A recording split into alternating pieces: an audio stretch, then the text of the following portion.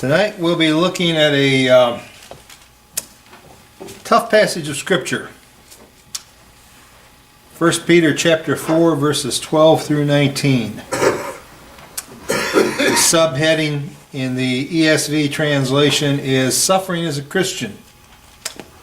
Let's begin. I'll just read the passage. Beloved, do not be surprised at the fiery trial when it comes upon you to test you, as though something strange were happening to you. But rejoice insofar as you share Christ's sufferings, that you may also rejoice and be glad when his glory is revealed. If you are insulted for the name of Christ, you are blessed, because the Spirit of glory and of God rests upon you. But let none of you suffer as a murderer or a thief or an evildoer or as a meddler. Yet if anyone suffers as a Christian, let him not be ashamed, but let him glorify God in that name. For it is time for judgment to begin at the household of God. And if it begins with us, what will be the outcome for those who do not obey the gospel of God? And if the righteous is scarcely saved, what will become of the ungodly and the sinner? Therefore, let those who suffer according to God's will entrust their souls to a faithful Creator while doing good. I don't know anybody who enjoys pain. In fact, people who enjoy pain are mentally ill. It's aberrant behavior. It's the kind of thing that you are sent to a psychiatrist about. Suffering is not easy for anybody to bear. But it's one of those things that affects us unevenly. Some people have a higher tolerance for pain than others. Many years ago, I was diagnosed with a peptic ulcer. And the way that the doctor found out that I had an ulcer, in fact, the reason I went to the doctor in the first place, I started throwing up. And I'd had heartburn and stuff for years, and my dad before me had had heartburn. I didn't think that much about it, but it was keeping me up at night. The regular antacids weren't really doing anything. And then suddenly I just couldn't keep any food down. And so I went to the internist, and she gave me one of those barium cocktails to drink while they're doing the x-ray. Yes. And all of a sudden she got real concerned, because the barium went down my stomach and it just sat there. It wasn't passing through. And the first thing she thought, the tumor or something. And so she sent me right away to the hospital, and it turned out that the ulcer that I had was so inflamed that it was closing off the entrance or the exit from my stomach into my duodenum. Good day. And so they put me on a diet and medication and whatnot, and got the ulcer under control. But the doctor, the specialist who dealt with me, said, you apparently have just an unusually high natural tolerance for pain. It's incredible to me that your stomach could be in this kind of shape and you not, be bent over double and in here long before now. And because of that, he said, I'm going to put you on a maintenance dosage of this particular pill. It was Zantac, actually, so that it will eliminate any danger of a recurrence. Because he said if it had been much worse for you, you could have had a bleeding ulcer, or worse, it could have gone right through your stomach into your abdominal cavity and caused peritonitis. So he said, because of that unusual high pain threshold, we need to treat you a little differently than we would another patient. Thankfully, I've never had a recurrence, but every night I go to bed, I take a little 75 milligram Zantac tablet and don't so much as burp. So it works. Very good. But pain threshold varies with people. Joyce has a very high pain threshold. That's just the way she's wired. Other people, it seems like a cold wind, doubles them over. There are different kinds of pain, though. There is physical pain. We all know what that is. There's also emotional pain. There's social pain. There is the kind of discomfort that you find yourself feeling when you're isolated, when you're, in a situation where you're cut off from friends or family or just people to talk with. There are some people that really have a hard time dealing with just being left alone in an empty room without anybody to talk to. They don't cope well with that kind of isolation. And so suffering is not even. We deal with it differently individually, and it's handed out to us in different amounts. Some people go through life and it seems like, they get all the breaks. Things just fall their way. There are other people that seem like they never can get a break. I had an elderly woman in the church I pastored in Wisconsin, and I swear she was the most unlucky human being I've ever met. Stuff that was completely out of her control.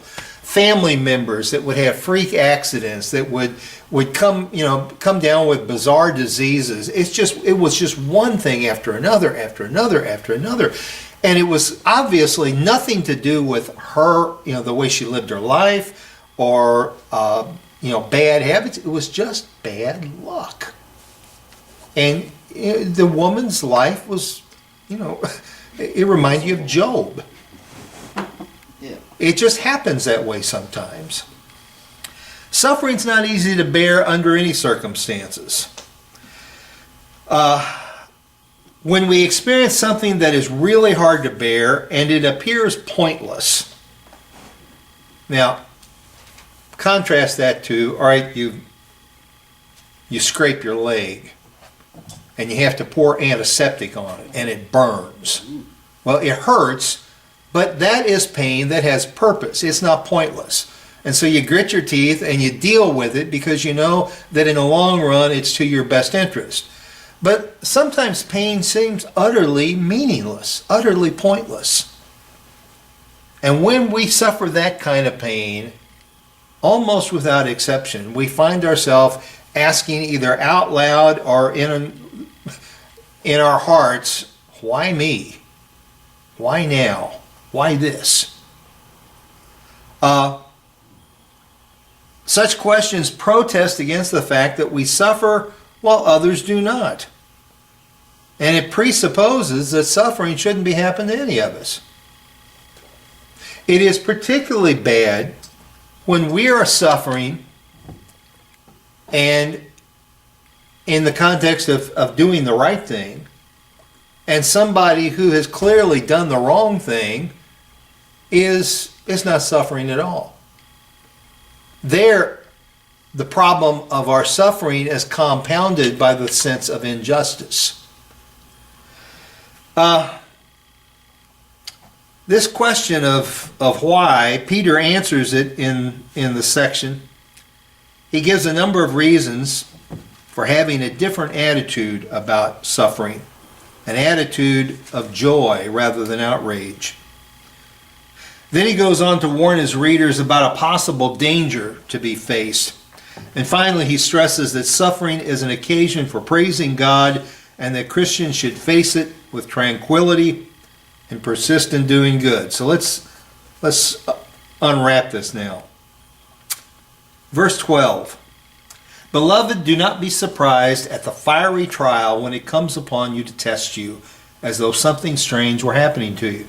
Now remember, Peter is writing to Christians for whom this is not just a theoretical exercise. They are, in fact, suffering.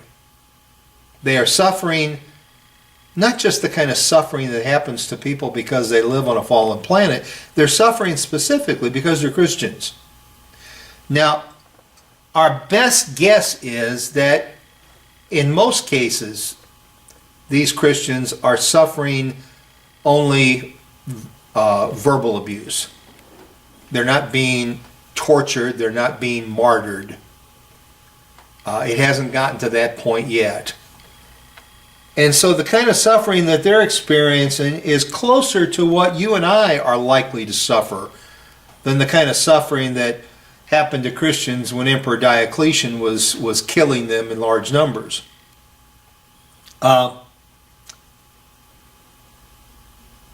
Just as the world finds the behavior of Christians perplexing, so we Christians find the reaction of the world to us perplexing.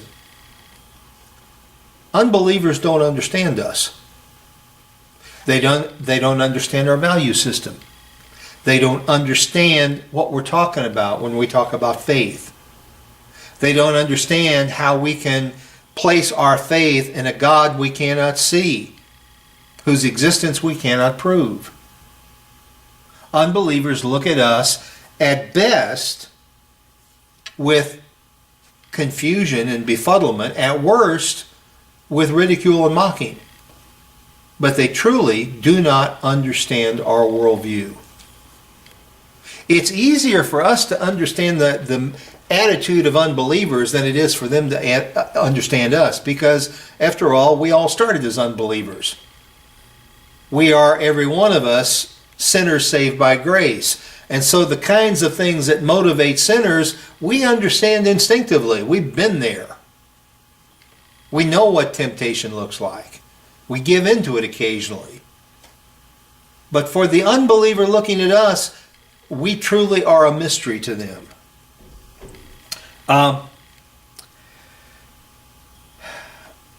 When we experience pain at the hands of the world, when unbelievers treat us harshly, when they ridicule us, when they make fun of us, when they stack the deck against us, Peter said, don't be surprised. Don't act like this is unexpected. This is what life is like for the believer. Jesus promised us that it would happen. So don't let it throw you off your game. Don't let it take you off your guard. You should expect this to come. Right at the outset, in the way he describes it, Peter begins to explain the character of that suffering builds. He talks about the fiery experience. He's using the same kind of language that is used to describe the refining of metals. When the gold or the silver is melted down so that the impurities can be scraped off. This is the language he's using, this fieriness, tested by fire. So already in this letter, back in chapter 1, Peter has commented on the parallel between the purifying of metals by fire and the testing of Christian faith through various kinds of trials. It really doesn't matter whether we are to understand the meaning of temptation that aims at the destruction of our faith, where Satan and his forces are actively at work trying to trip us up, or whether we understand this as trials that come our way to strengthen our faith, to make us stronger in the face of adversity. In any event, Peter is saying, first of all, that suffering under persecution should be seen as a means of testing our faith, and that such testing is something to be expected in the Christian life. It shouldn't be regarded as something strange. Already back in chapter 1, Peter has indicated that successful testing leads to future experiences of praise and glory and honor. So underlying all of this is a matter of our perspective and our sense of time. We are in the moment when we're hurting. If you've ever experienced severe physical pain, you know that when you're in the midst of that pain, it's hard to think about anything else. It just focuses your attention. Now, I've been very fortunate. I haven't suffered a lot of physical pain in my life. Some of the worst was the very first summer I was here.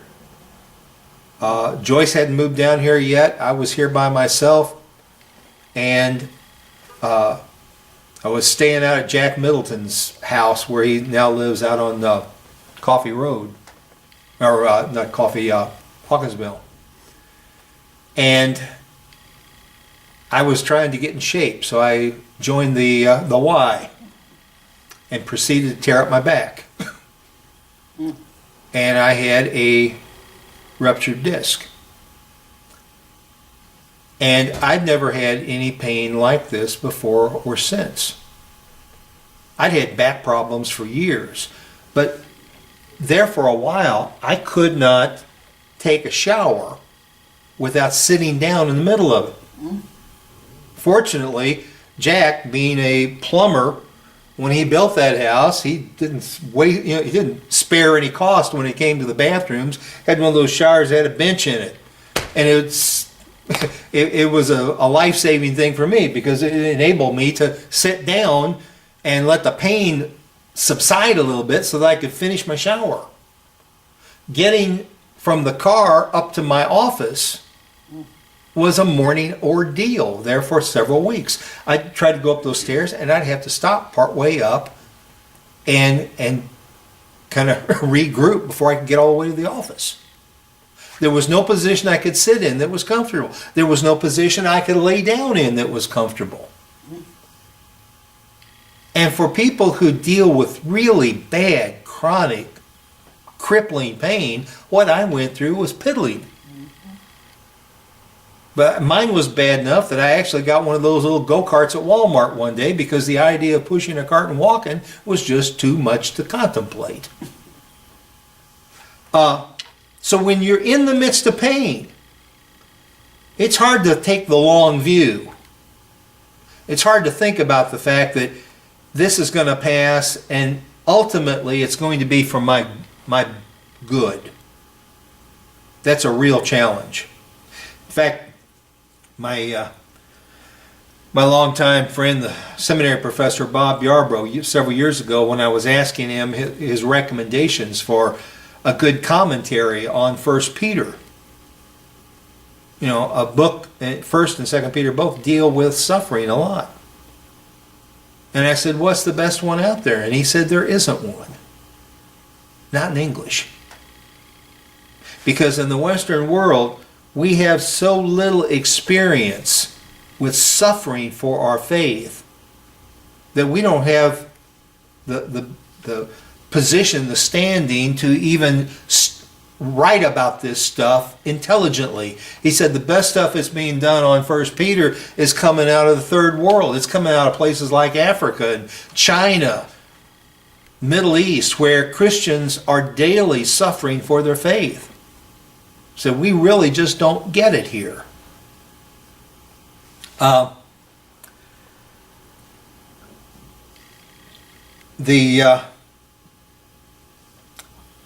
Peter indicates in verse 13, but rejoice insofar as you share Christ's sufferings, that you may also rejoice and be glad when his glory is revealed. This suffering is not strange, it's not alien, it's to be expected. And the basis for Peter's argument is the statement that when Christians suffer as Christians, they are participating in the sufferings of Christ. He concludes that we will also share in his glory when it is revealed. The practical application of all this is, because of this, we should rejoice in our sufferings. Now, this needs some explanation. Think a moment about what Paul said in 2 Corinthians chapter 1, verses 3 through 7, where he comments on a severe affliction that he had experienced. He never states specifically what that is. There have been all kinds of speculations as to what Paul was talking about. Some have suggested that he has severe eye problem. And in the closing verses, I think it's in Galatians, he talks about the fact that he signed the letter with his own hand. He said, see how big the letters are, which implied that he had a real vision problem. So maybe that was what he was talking about. But when you read his statement there in 2 Corinthians, he seems to be implying that whatever it is he's suffering, the church in Corinth is also suffering. So that raises, the likelihood that he's talking about some kind of persecution or something of that nature. He says the same sufferings we suffer. Paul experienced the comfort of God in his sufferings, and he expressed the confidence that in the same way the Corinthians who shared in that suffering would also share in the comfort. Peter saw Christians as enduring the same kind of suffering that Jesus did, and for the same reason. They were suffering at the hands of those who opposed God and his sovereign rule. It was a part of the cost of bringing salvation to the world. Now, we need to think through this very carefully, because there is a significant aspect of Jesus' suffering that is unique to Jesus. Nothing that we suffer completely compares to what Jesus suffered. Jesus was unique in that he was the mediator between God and the human race. He bore in his body the sins of the world. Nothing in the New Testament even remotely suggests that as Christians, even the greatest Christians who've ever lived, share in the atoning work that Jesus did when he died for the sins of others. But in another sense, Jesus did suffer that his sufferings led to righteousness. Because of his suffering, we were made clean. Because of his suffering, we were declared righteous. And there is a sense in which our suffering can help lead to the righteousness of ourselves and others. So there is an aspect of our suffering that parallels that of Jesus. Not only do we have this parallel in 2 Corinthians, but at the same time, Christians will be overjoyed. Literally, the language is rejoice, being filled with exultation at the revelation of God's glory. Jesus suffered. He suffered physically. He suffered emotionally. He suffered spiritually. He was brought to shame publicly. And yet, when it was all said and done, he rose again in magnificent glory. He ascended into heaven. He sits at the right hand of the Father. He will be coming back in glory and conquest. And so Jesus' sufferings, as terrible as they were temporary and ultimately led to something far greater. Peter said, in the same way, our suffering, however bad it may be in the present, will ultimately lead to our exaltation. We will share in Jesus' victory parade because we have shared in his suffering. Peter contrasts the humiliation, the humbleness of Jesus on this earth with the glory that will be associated with his return and his reign in victory. Our rejoicing will be caused by the fact that Jesus, whom we serve, has been given honor that belongs to him. We will bask in his glory. Consequently, Christians should rejoice when they're called to suffer rather than regard the experience as strange and unwelcome. In other words, the way in which suffering is faced, namely as something to be rejoiced in, determines whether Christians will rejoice at the last day and share in the glory of Christ. Now, a couple things need to be clarified here. there are some false attitudes about suffering that need to be demolished here. First of all, Peter does not mean to rejoice in the suffering itself. If I smash my thumb with a hammer, I would have to be crazy to rejoice in that throbbing thumb. The worst time I ever did something like that, and to this day, the thumbnail on my left hand is defective because I smashed it so bad that I did damage to the nail bed right in the center of it. And so when my thumbnail grows out, there's a little indentation that begins to form on the end of the nail because the nail bed is broken at this point. I was working in a Coca-Cola warehouse, laborer, back time Joyce and I got married. You remember those old delivery trucks, old Coke delivery trucks? They had these big sliding doors. Those doors are made of steel, and they weigh a lot. And I was working in a warehouse, and the delivery trucks would go out early in the morning, and they come back, and they have to be reloaded for another run. Now, I was part of the crew that reloaded those trucks. And the forklift drivers, over time, would bang those doors up, and they'd mess up the tracks that the doors ran in. Normally, when the doors were new, they'd slide up and down. I mean, you could lift them up and down with 2 fingers. But after a while, those tracks got banged up, and they would start to hang up. I remember vividly, I was trying to get one of those doors to come down, and I was yanking on it. All of a sudden, it came down, ka-wop, and nearly smashed the end of my thumb off. Mm-hmm. The only time in my life I had pain so bad I got nauseated. Joyce had to come and get me. I couldn't even drive home. And that pain was just absolutely overwhelming.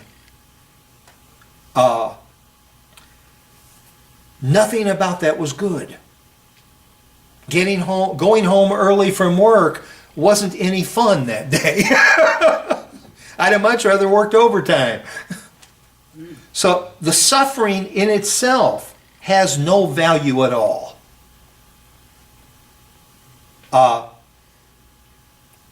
Suffering is unpleasant at best. It's never described any other way in Scripture. It is not God's ultimate will that we should suffer. Therefore, we shouldn't seek it or take some perverse delight in being persecuted. And I say this because there have been times in Christian history, and still you can find examples, where believers have taken perverse pleasure in their persecution, where they've actively sought it, where they have, like a protester who's trying to force the police to arrest him.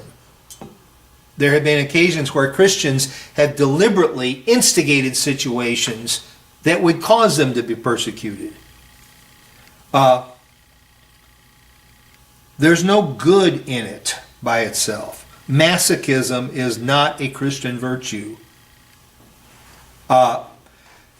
Peter is talking about rejoicing that when suffering does come, we can see it as sharing in Christ's suffering. So it's not the suffering itself that we rejoice in. It's the fact that we are counted worthy to suffer what Christ suffered, at least in some small measure, to be counted as one of his followers. So the rejoicing is in Jesus, not in the suffering.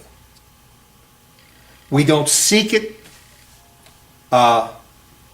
Even when suffering for Christ, we don't actively pursue it.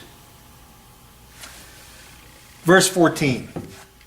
If you are insulted for the name of Christ, you are blessed because the Spirit of glory and of God rests upon you. Remember what Jesus said back in Matthew 5? Blessed are you when people insult you because of me. In this verse, Peter refers to the exposure to shame.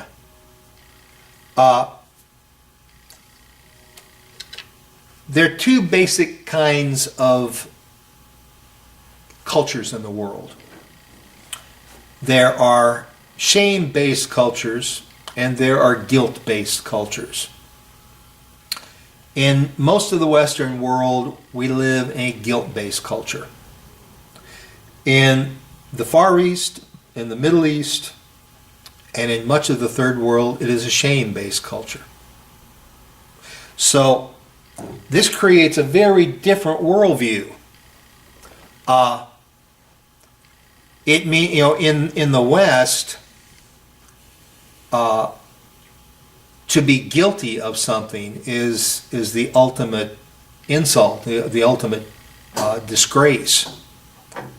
In a shame-based culture, they would rather cheat than and not be caught than be brought to shame. So somebody in a shame-based culture might steal something in order to avoid the shame of not having food on their table.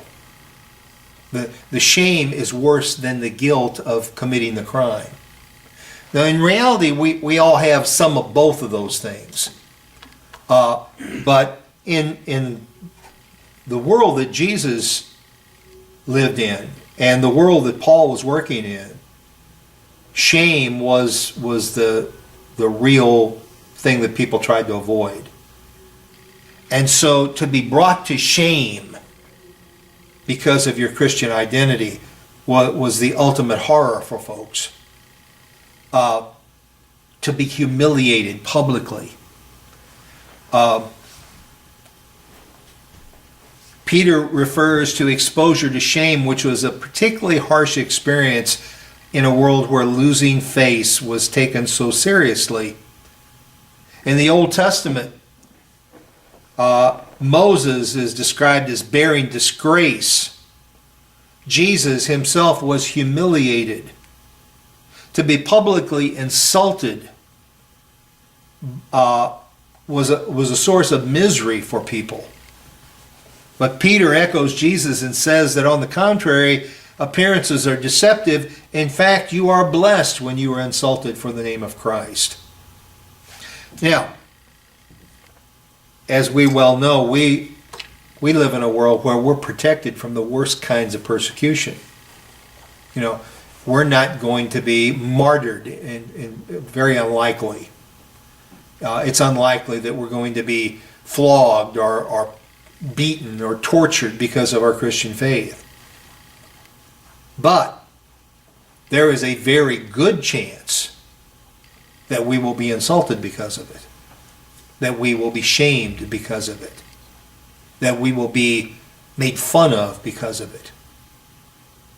And this stuff, and again, remember what I said at the beginning, some of us experience pain at different levels than others. For some, this is extremely difficult to bear. It is extremely hurtful. You know, I think I mentioned before, we see in our world the problem of like young adolescent teenage girls who are ridiculed on Facebook or some social media, and they end up trying to hurt themselves or kill themselves because of the shame. So this stuff is really significant and potentially deadly. It's very toxic stuff. We need to be ready for that.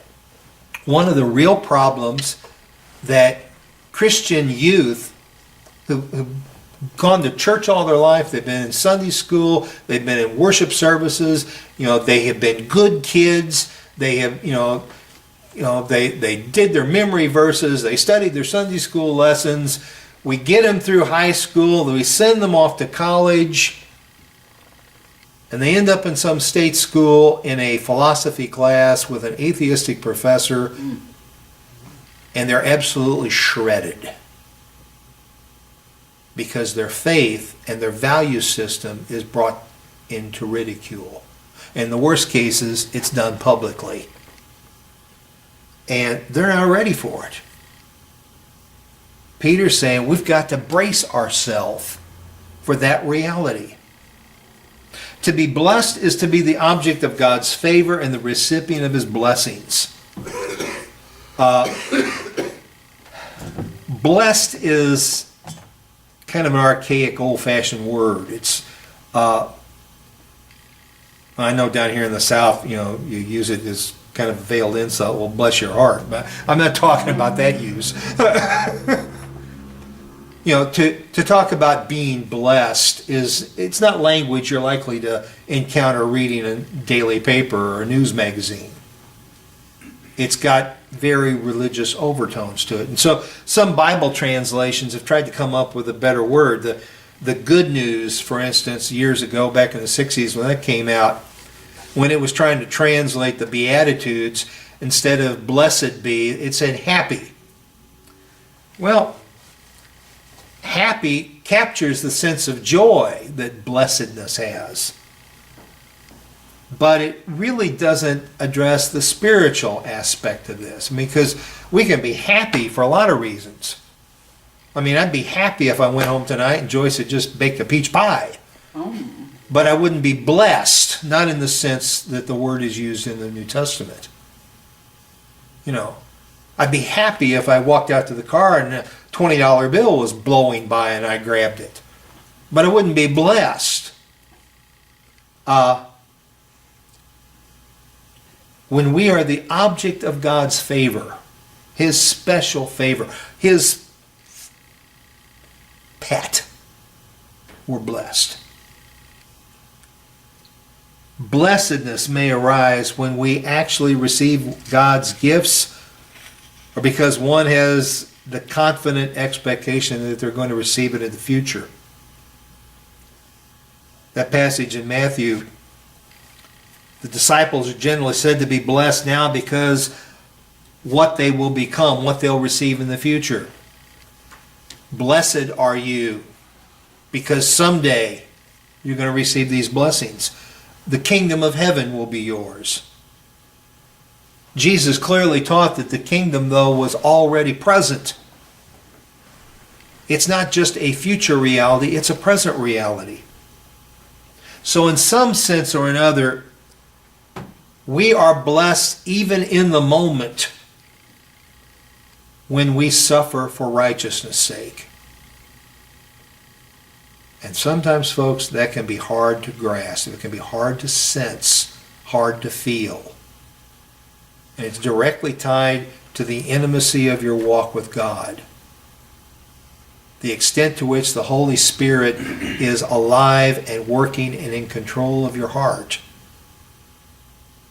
One of the problems we have in Western Christianity is all too often we're operating at a very superficial level.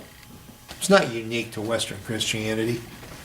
Somebody once described Christianity in Africa as a mile wide and an inch deep. Well, the same could be said for a lot of Western Christianity. We talk a good talk, we go through the motions, but when the pressure comes on, we fold up like a cheap box. The nature of the blessing is remarkable. The Spirit of glory and of God rests upon you. The belief that the Spirit of God can rest on people is something that we see in the Old Testament.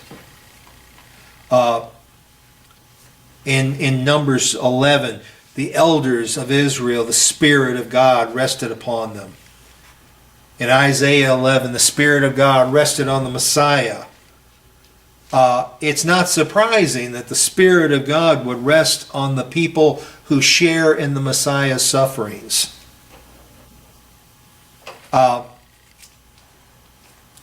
There's a Jewish statement that comments that those who suffer are privileged before God, for the glory of God rests upon them.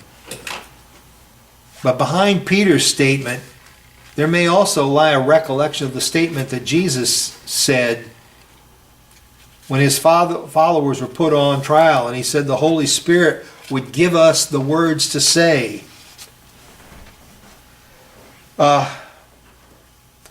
We experience the favor of God in suffering.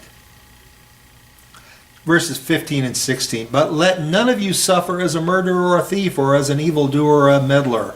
Yet if anyone suffers as a Christian, let him not be ashamed, but let him glorify God in that name.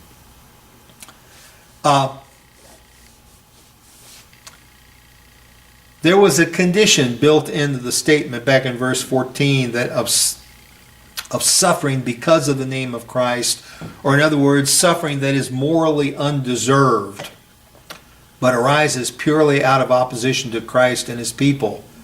But we suffer for a lot of reasons in this world. And some of them are of our own doing. Let's think about the kinds of suffering. There is a suffering that is random, that can affect anybody or anyone anywhere. When the weather gets bad and the rivers get up and the floods happen, you may or may not be subject to flooding depending on where your house is. And so, if you build in a floodplain and a flood comes, well, you didn't cause the flood, but your choice to build a house in the floodplain helps set up the suffering you're going to suffer when the flood happens. But you can't build your house in a place where tornadoes can't come, because they can come anywhere. You can't protect yourself from random evil that happens in a fallen world. You can be as careful as you can to wash your hands and to cover your mouth when you cough and to get your flu shots, and you can still get sick and die, or get sick and be bedridden for weeks or months or forever. There's only so much you can do, and beyond that you can do nothing, and you just have to take it as it comes. And it doesn't make one bit of difference whether you're a Christian or a Muslim or a Buddhist or an atheist. Stuff just happens. And it all goes back to the fall. And we still, astrophysicists tell us that when you turn your radio on and you go to one of those places between the channels and all you're getting is static, what you're hearing is the echo of the Big Bang 13.5 billion years ago. It just happens. It's just out there. Some things just happen to us. We're getting the echoes of the fall. So that's one kind of suffering. And frankly, it's the most difficult one for most people to get their heads around.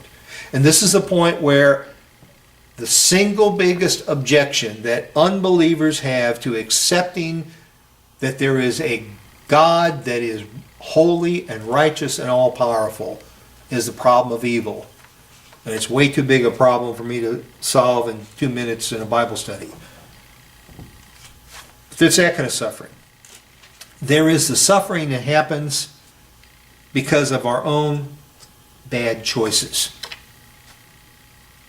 If I get in my car and drive home tonight, and instead of going 35 miles an hour down Rivermont Avenue and Boonesboro Road, I go 60 miles an hour, and a car pulls in front of me and I hit it, the suffering that I will feel and the suffering that will happen to that person I hit will be the direct result of my sinful behavior. And we get lots of suffering that comes to us because of what we've done. And that's what Peter is warning about. Don't be suffering because of your sinfulness. Avoid that. I think he's probably engaged in a bit of hyperbole here. I don't think he was really dealing with murderers and thieves in the church he was writing to, although nothing's impossible. But he's just saying, this evil stuff, that kind of suffering we should flee by acting righteously. But then there is that third kind of suffering. It's the old problem of when bad things happen to good people. And in this case, it's not bad things that happen just because you're living in a fallen world. It's not even the bad things that happen because of the evil of others. Let's say I'm driving home and I'm following the speed limit, and I'm doing all the right things, and somebody else is driving like a bat out of Hades, and they go through a red light and smash into my car. I suffer because of his evil then. I'm talking about the suffering that happens not just in spite of the fact that we're doing good, but because we're doing good. It's the suffering that happens when somebody witnesses a crime and they decide to do the right thing, to be the good citizen. And they go to court and they testify. Yes, I saw that man shoot that convenience store clerk. That's the man. And he goes home that night, and the man's friends drive by his house and shoot him and his family members with an automatic rifle as they drive by. He's suffering as a direct consequence of doing good. For the Christian, you can take it to one more level. It's not just because we're doing good, but because we're doing good in the name of Christ. So it's not just being a good citizen, it's being a good citizen of heaven. It's the suffering that we feel that comes our way as a direct result of our bearing witness for Christ. Martyrdom would be the ultimate example of that. And the best definition of martyrdom, a martyr is someone who dies prematurely, who dies as a direct result of their bearing witness for Christ. They are killed in the act of and as a result of their bearing testimony for Jesus. Now, in reality, martyrs are not that common. They never have been. The numbers seem to be growing globally. But it's always been a relatively small percentage. And the reason is the very forces that cause martyrs prefer to avoid them. What they're trying, the ultimate enemy of Christianity is Satan and his fallen angels. Satan's goal, once he has lost you to Christ, once you become a Christian, you're no longer, subject to becoming one of his servants. If he cannot have your soul, he at least wants to have your testimony. If you're going to be a Christian, at least be a useless one. Be a mute one. Don't say anything that's going to rock the boat. So the enemies of Christianity are not trying to kill Christians. They're trying to silence them. Because the problem with martyrs is people admire them. Nobody admires a coward. So, if we can be intimidated into silence, then there's no reason to persecute us. In fact, as one very wise and experienced Christian missionary I know said, that we can end persecution of Christians tomorrow. All we have to do is quit talking about Jesus. Persecution will end. The cause of persecution is faithful testimony about Jesus.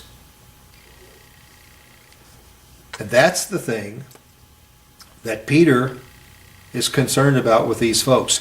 This is going to cause suffering, but this kind of suffering is not to be viewed as something, as the ultimate awfulness or the ultimate evil. It is, in fact, evidence that we are being faithful.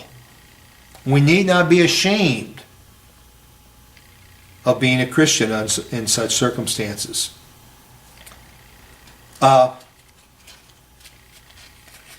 Verse 16 is one of the very few places in the New Testament. In fact, the only other two examples are in Acts 11:26 and Acts 26:28, where the word Christian actually occurs in the Bible. The term almost certainly began as a term of mockery. Literally meant little Christs. And the enemies of Christianity applied that name to believers. When you look at what Christians, how they referred to themselves and to each other in the New Testament, they talked about disciples, believers, holy ones. They didn't typically use the word Christian to refer to each other. We know from the book of Acts that this term first came into use in Antioch of Syria, where the followers of the way, as they were referred to, were first identified as Christians.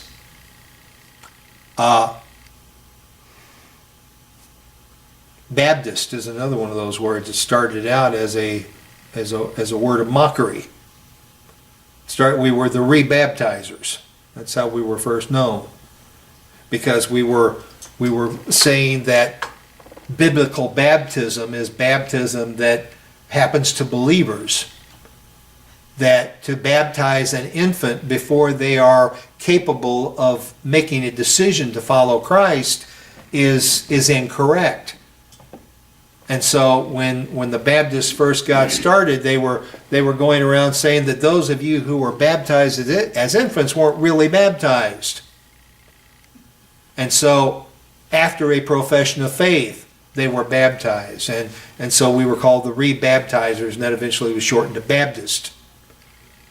And lo and behold, after a while we decided, well, that's not such a bad name, we'll just stick with it.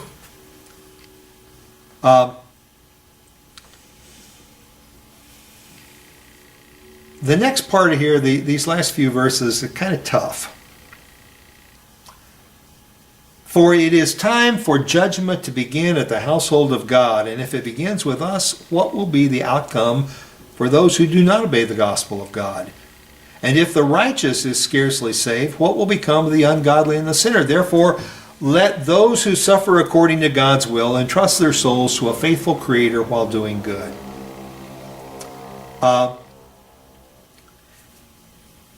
This verse 17, it's not just talking about the previous verse, it's talking about the whole passage here.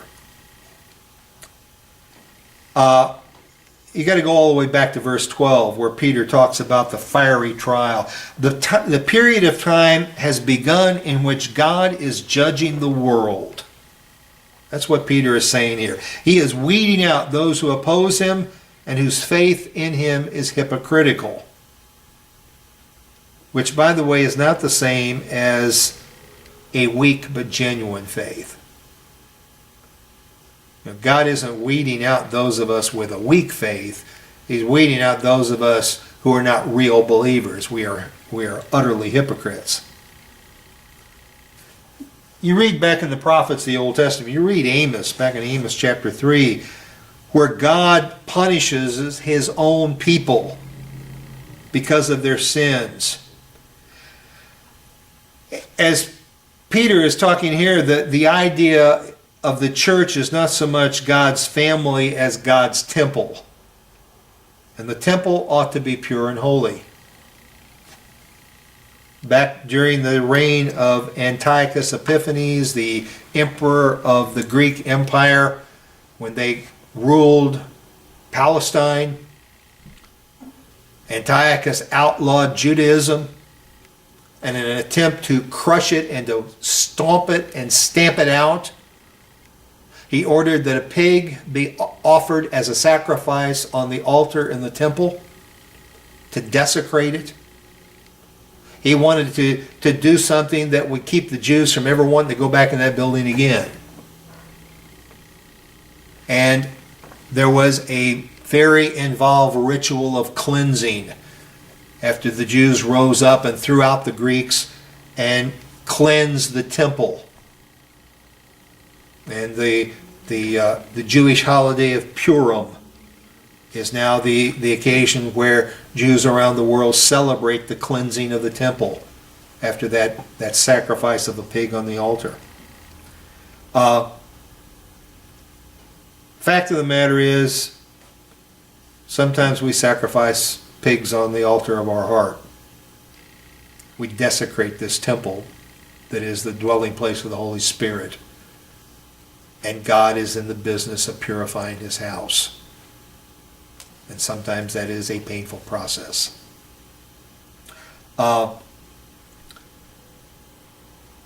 We ought to be holy and pure.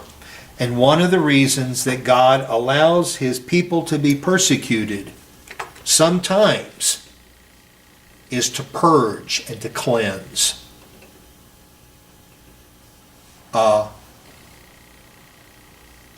When you think about spiritual awakening, you think about the Great Awakening back in the days of Jonathan Edwards and John Wesley. When you think about the Second Great Awakening that happened on the frontier of America and the Sandy Creek Revival in North Carolina and such things. Awakenings always begin in the churches with people on their knees confessing their sins. There is no other way that can happen. By definition, you awaken something that is asleep. When you're spiritually asleep, sin has taken over. To awaken, to revive, requires dealing with the sin that put you to sleep in the first place. Remember what I said a moment ago. When Christians remain mute, they're not persecuted. When you're asleep, you're not saying anything. When you're awake and engaged, then suffering happens, but so does spiritual awakening.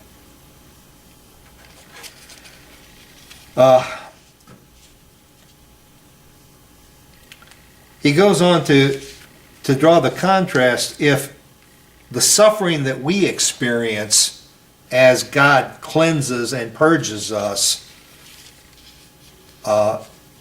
seems bad, what about those who have no hope, for whom judgment is ultimate and final? The godless sinner hasn't a glimmer of a chance. So how should we react to suffering?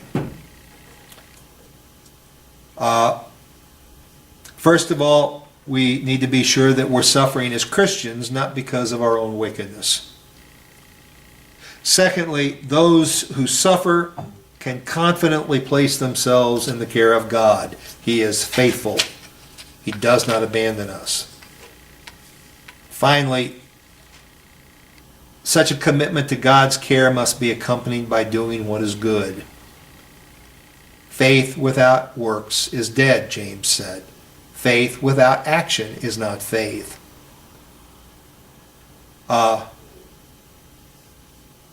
Peter's message seems strange to Christians who are tempted not to take judgment seriously. But clearly Peter did, and the early church did. This passage is not concerned with retribution for sins committed by God's people, but with the testing and strengthening of faith and the overcoming of evil's power by loyalty to God expressed in suffering. And with that, we close the passage.